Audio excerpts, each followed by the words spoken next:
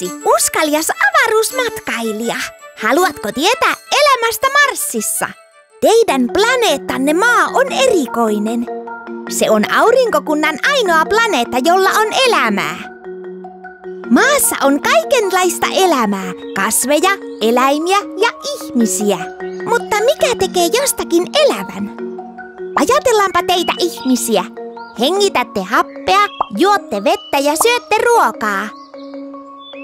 Siirrytte paikasta toiseen, kasvatte hiljalleen. Teette uusia pikkuruisia ihmisiä ja tuotatte jätettä.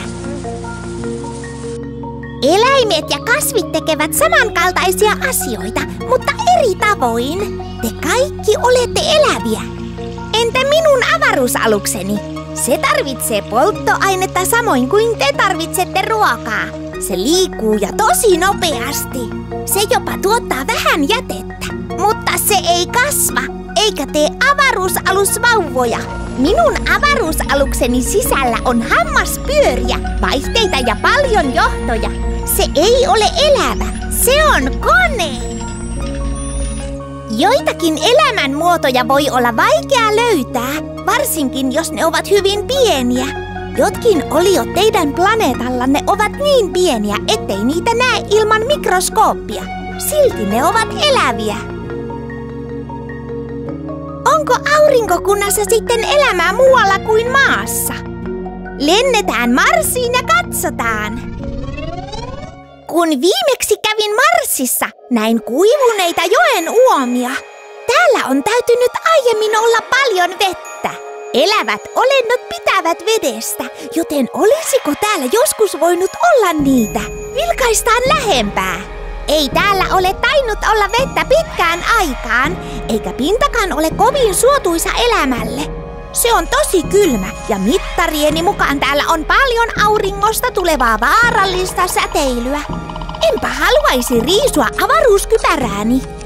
Mutta voisiko pinnan alla turvallisemmassa paikassa olla mikroskooppisen pientä elämää?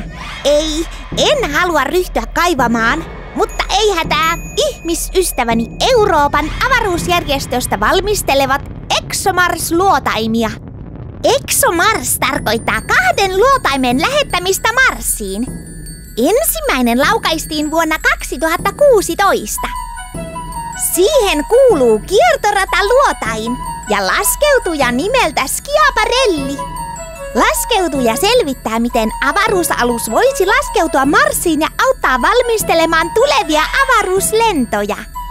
Kiertorataluotain kiertää Marsia ja tutkii, onko sen ohuessa kaasukehässä merkkejä pienten elämänmuotojen päästämistä kaasuista tai tuleeko pinnan alla olevista lämpimistä, märistä kivistä kemiallisten reaktioiden tuottamia kaasuja.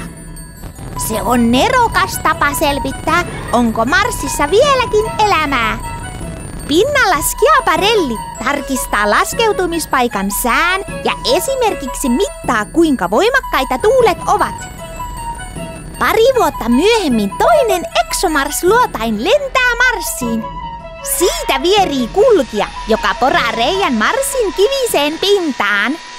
Kulkija etsii merkkejä nykyisestä tai menneestä elämästä. Jos marsilaisia on olemassa, niiden on oltava hyvin pieniä. Ehkä piankin näemme niitä. Olemme nähneet, mikä tekee oliosta elävän. Ja että Mars voisi olla hyvä paikka etsiä pieniä elämänmuotoja. On parasta katsoa pinnan alle. Ja juuri näin ExoMars-luotaimen on tarkoitus tehdä.